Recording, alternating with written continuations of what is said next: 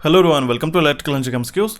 आज के इस क्विक सेशन में मैं आपको रेलवे डीएफसीसीएल का जो रिक्रूटमेंट आया है, कल ही मैंने आपको जिसका नोटिफिकेशन आपको बताया था 1074 टोटल नंबर ऑफ पोस्ट इसमें थी। That means dedicated freight corridor corporation of India के लिमिटेड द्वारा जो 1074 नंबर ऑफ पोस्ट के लिए जो रिक्रूटमेंट जारी की है, उसका हम लोग आज एग्जामिनेशन पैटर्न और डिटेल सिलेबस पढ़ने वाले हैं। देखिए, जो एग्जीक्यूटिव और जूनियर एग्जीक्यूटिव के पोस्ट है, ये स्पेसिफिकली हम लोग इलेक्ट्रिकल के लिए बात करने वाले हैं आज, ठीक है। उसका एग्जामिनेशन पैटर्न और हम लोग डिटेल सिलेबस, उसमें हमने क्या क्या पढ़ना है और ये सारी आपकी प्रिपरेशन स्ट्रेटेजी क्या होनी चाहिए, हम लोग आज के सेशन में डिस्कस करने वाले हैं। देखिए, ध्यान में रखिएगा, काफ़ी इंपॉर्टेंट से मैं आपको की पॉइंट्स आज बताने वाला हूँ। तो चलिए हम लोग इस सेशन को शुरू कर दें। देखिए, सबसे पहले हम लोग एग्जीक्यूटिव इलेक्ट्रिकल के लिए हम लोग बात करते हैं, जिसका पोस्ट कोड है 22। आई होप इसका जो नोटिफिकेशन है आपने देख लिया होगा। अगर आपने नहीं देखा होगा तो उसका यहाँ पे आई बटन पे आपको लिंक प्रोवाइड करा देता हूँ, ठीक है। काफ़ी इंपॉर्टेंट से मैंने इसमें पॉइंट्स बताए, ठीक है। जो डीएफसीसीएल का रिक्रूटमेंट है, इसमें जो बाकी रिलेटेड टू द एप्लीकेशन और बाकी सारी जो चीज़ें उस सेशन में मैंने आपको इंक्लूड की है, ठीक है। देखिए, एग्जीक्यूटिव इलेक्ट्रिकल के लिए जो पोस्ट कोड है 22, इसमें एजुकेशनल क्वालिफिकेशन क्या मांगा गया, आपको मांगा गया 3 साल का डिप्लोमा इन इलेक्ट्रिकल, ठीक है। हम लोग इसको रेफरेंस में ध्यान में रखते हैं जो सेशंस को आपको प्रोवाइड कराएंगे, ठीक है। इस पर टोटल नंबर ऑफ वैकेंसीज कितनी है, 42। अब यहाँ पे एग्जीक्यूटिव इलेक्ट्रिकल का है, इसमें 2 पार्ट में आपका पेपर होने वाला है। देखिए, जो पार्ट 1 है और 24 क्वेश्चन आपके जनरल नॉलेज, जनरल एप्टीट्यूड और रीजनिंग से रहेंगे, और part 2 96 question circuit analysis, machines, electronics, measurement, control system, material science, इस पर रहेंगे। अब हम लोग ये जो डिटेल सिलेबस है, हम लोग जो यहाँ पे इंडिकेटिव सिलेबस उन्होंने मेंशन किया था ऑफिशियल सिलेबस में, ऑफिशियल नोटिफिकेशन में, हम लोग डिटेल में पढ़ने वाले हैं। सर्किट एनालिसिस से क्या पढ़ना है, मशीन से, और बाकी सारे टॉपिक्स पे। अब मैं आपको एक बात बताता हूँ। देखिए, 24 क्वेश्चन काफ़ी इंपॉर्टेंट रहते हैं सिलेक्शन के लिए, आपको ध्यान में रखिएगा, ओके। उसी तरीके से एग्जीक्यूटिव सिग्नल एंड टेलीकम्युनिकेशन के लिए भी आपको डिप्लोमा आ गया, और यहाँ पे जो एलिजिबल ब्रांचेस है, यहाँ पे इलेक्ट्रिकल के भी अप्लाई कर सकते हैं। बट यहाँ पे अगर आपका पार्ट 2 है वो चेंज हो जाता है। यहाँ पे engineering, mathematics, network, signal and system, electronic devices, analog circuit, digital circuits, control system, communication और इलेक्ट्रोमैग्नेटिक एटसेट्रा, ये जो पार्ट है इसमें एग्जीक्यूटिव सिग्नल एंड टेलीकम्युनिकेशन, जिसमें हमारा इलेक्ट्रिकल के स्टूडेंट भी एलिजिबल है, ये इसका सिलेबस है और इसका पोस्ट कोड है 23। अब मैं आपको बता दूं, यहाँ पे जो 24 क्वेश्चन है आपके जनरल नॉलेज, जनरल एप्टीट्यूड और रीजनिंग की, ये काफ़ी इंपॉर्टेंट रोल प्ले करते हैं आपके सिलेक्शन के लिए। देखिएगा, इसमें बता दूं, जिस तरीके से आप 96 क्वेश्चन के लिए प्रिपरेशन करते हो, उस तरीके से आपका ये जो 20 मार्क्स का पेपर रहने वाला है, उसमें आप इस 24 क्वेश्चन के लिए भी अच्छी तरीके से प्रिपेयर करोगे। आपको पता ही होगा, हमारा नया चैनल है, ऑलरेडी हमने अपलोड प्रेजेंट करा दिया आपको, जो है हमारा कोचिफाई नॉन टेक्निकल सेशंस में आपको प्रोवाइड करता है। अगर आप चाहते हो कि हम लोग अच्छी तरीके से जनरल नॉलेज, एप्टीट्यूड और रीजनिंग के भी सेशंस आपको प्रोवाइड करें, तो प्लीज़ हमें कमेंट बॉक्स में आपका रिस्पांस हमें प्लीज़ बताइए, ठीक है। जितने भी स्टूडेंट को हमने एनालाइज किया है, ठीक है, चाहे वो एसएससी जेईई के एग्जामिनेशन हो, काफ़ी सारे।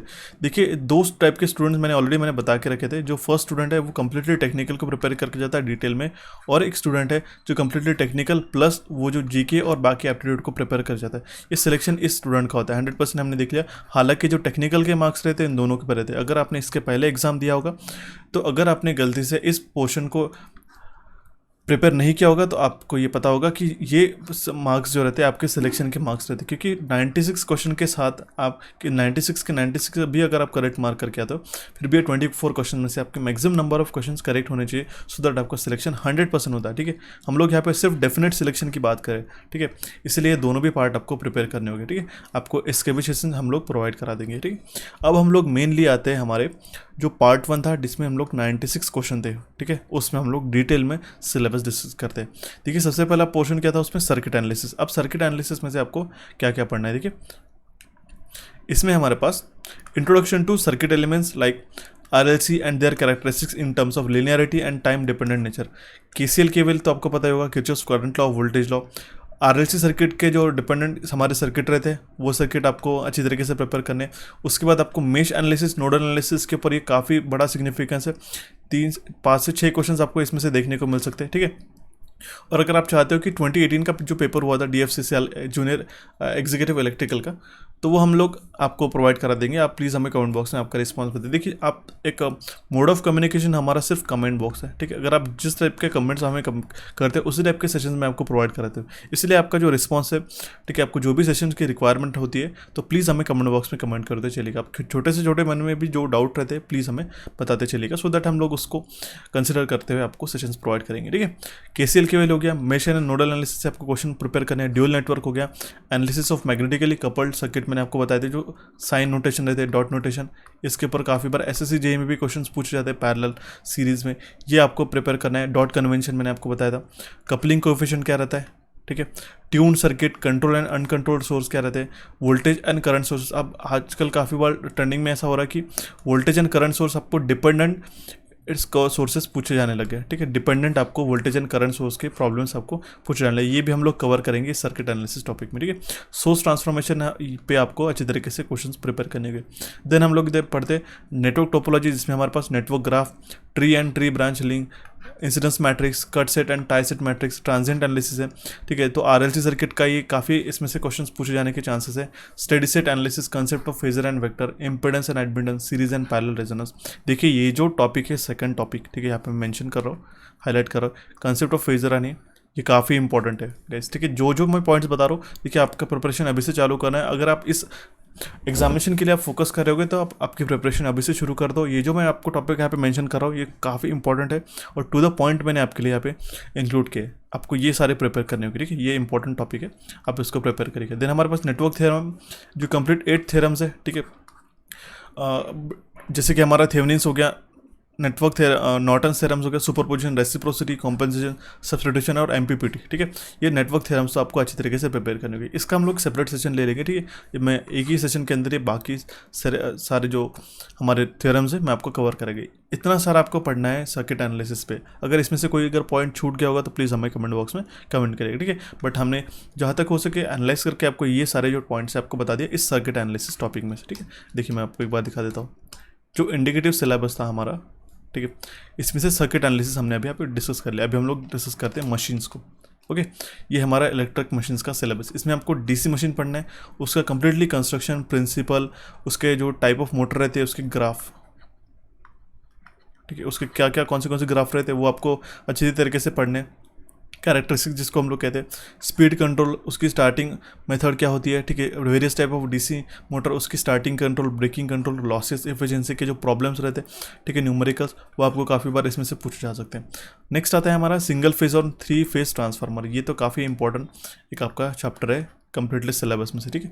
इसमें से आपको उसका कंस्ट्रक्शन प्रिंसिपल से लेके उसकी इक्विवेलेंट सर्किट के ऊपर काफ़ी क्वेश्चन, 2 से 3 क्वेश्चन आपको देखने को मिल सकते हैं, ठीक है। वोल्टेज रेगुलेशन हो गया, open circuit, short circuit test हो गया, उसके लॉसेस एंड एफिशिएंसी, लॉसेस में भी आपको कॉपर लॉसेस के क्वेश्चन काफ़ी बार पूछे जाते हैं।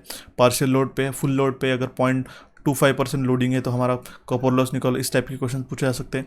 Effect of voltage and frequency and wave form of losses.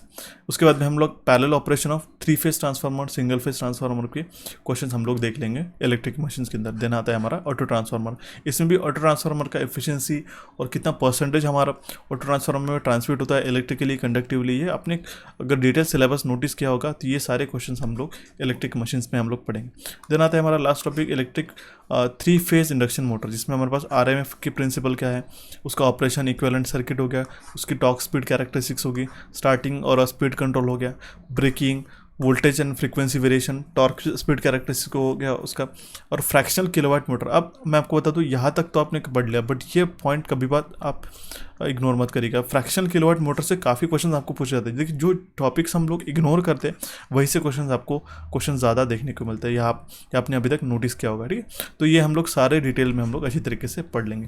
तो ये हो गया हमारा इलेक्ट्रिक मशीन्स का एक डिटेल सिलेबस। मैंने क्या क्या पॉइंट्स है आपको यहाँ पे मेंशन करा दिए, आप इसके अकॉर्डिंग आपके प्रिपरेशन स्टार्ट कर सकते हो और उसी तरीके से हम लोग आपको सेशन भी प्रोवाइड करेंगे, ठीक है।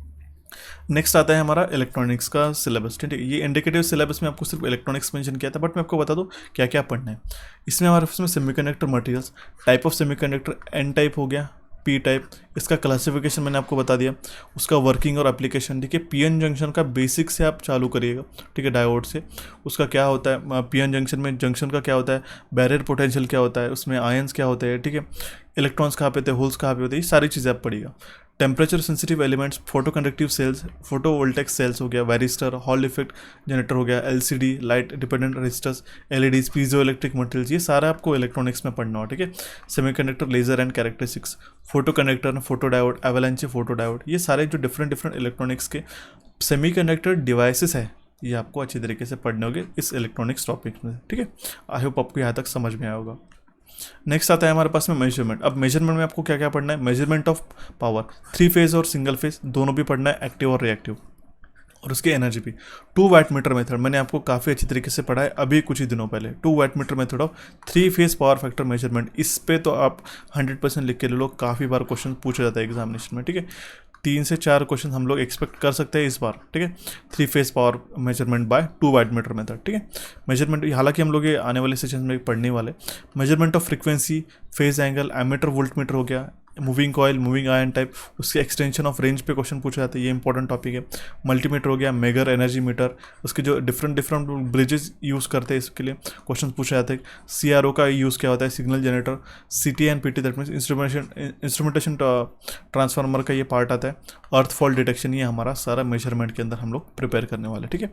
आई होप आपको अभी तक बताया गया सिलेबस समझ में आएगा। अब यहाँ पे जो नेक्स्ट यहाँ पे पॉइंट बताया गया, यहाँ पे इन्होंने कंट्रोल सिस्टम बताया था, ठीक है। देखिए हम लोग देखते हैं यहाँ पे, ठीक है। ये तीनों भी पॉइंट्स हमने पढ़ लिया, ठीक है।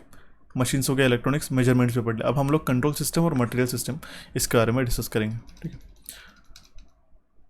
सी यहाँ पे हमने कंट्रोल सिस्टम का ये टॉपिक जो है चार्ट है इंपॉर्टेंट बता दिया।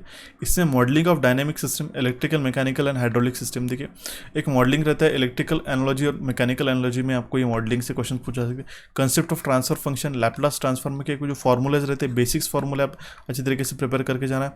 State space, description of dynamic system, open and close loop system क्या होता है, signal flow graph, mention formula, components of control system, error detection होता है, सर्वो मोटर, टैकोजेनेटर्स, पावर एम्पलीफायर और स्टेपर मोटर, ये इंपॉर्टेंट पार्ट है आपको कंट्रोल सिस्टम में प्रिपेयर करना है। देन हमारे पास टाइम डोमेन एनालिसिस है और क्लोज लूप सिस्टम के कैरेक्टरिस्टिक्स इक्वेशन होते हैं क्लोज लूप सिस्टम के, ठीक है। रूट लॉस है, हालांकि इस पर काफ़ी बेसिक्स क्वेश्चन पूछे जाने के चांसेस है। Pole zero, effect of adding pole zero के ऊपर जो बेसिक्स क्वेश्चन है आपको पूछे जा सकते हैं। नाइक्विस्ट स्टेबिलिटी, ये आपको पढ़ के जाना होगा। और ये लास्ट पॉइंट है हमारा design and control system of PID control in the time domain and frequency domain, lead lag compensator. और ये पॉइंट जो है ये काफ़ी इंपॉर्टेंट है, इसमें 100% क्वेश्चन पूछा है, इसको हम लोग अच्छी तरीके से एम्फेसाइज करेंगे, पढ़ेंगे, ठीक है।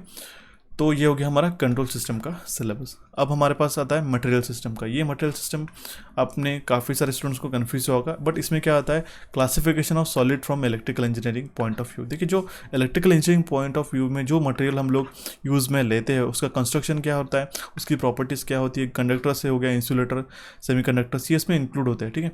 जिस तरीके से ओवरहेड लाइन्स के लिए टाइप ऑफ कंडक्टर क्या होता है, कंडक्टर फॉर अंडरग्राउंड केबल, ये मटेरियल सिस्टम के अंदर इंक्लूड होता है, ठीक है। हालांकि इसमें 1-2 पॉइंट्स अगर लेफ्ट आउट होंगे तो हम लोग आने वाले सेशन में उसको कवर करेंगे, ठीक है।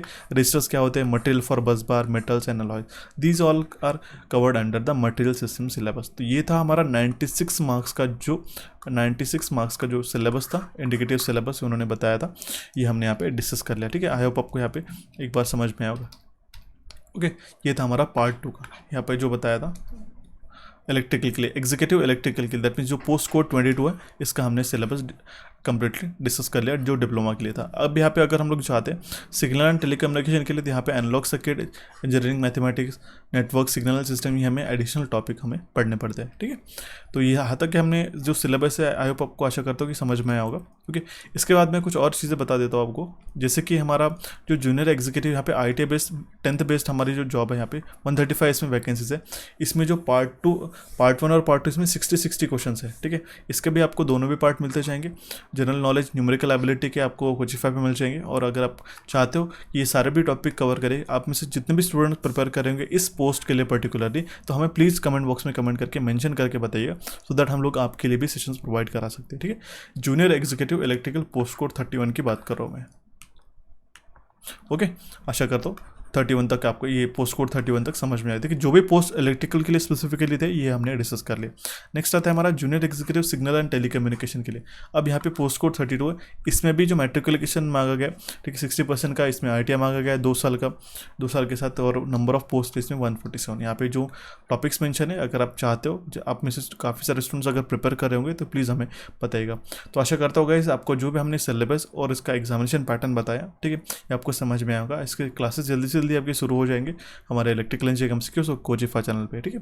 तो इस सेशन को आपके दोस्तों के साथ शेयर करिएगा जो भी प्रिपेयर करेंगे DFCCIL के हमारे चैनल इलेक्ट्रिकल इंजीनियरिंग MCQs और कोचिफा को आप यहाँ पे आप क्लिक करके सब्सक्राइब कर सकते हो। अगर आपका ये सिलेबस आपको PDF फॉर्म में चाहिए तो हमें कमेंट बॉक्स में कमेंट करके बताइएगा, आई विल अपलोड इट, ठीक है। हालांकि आप इसका स्क्रीनशॉट लेके भी पढ़ सकते हो।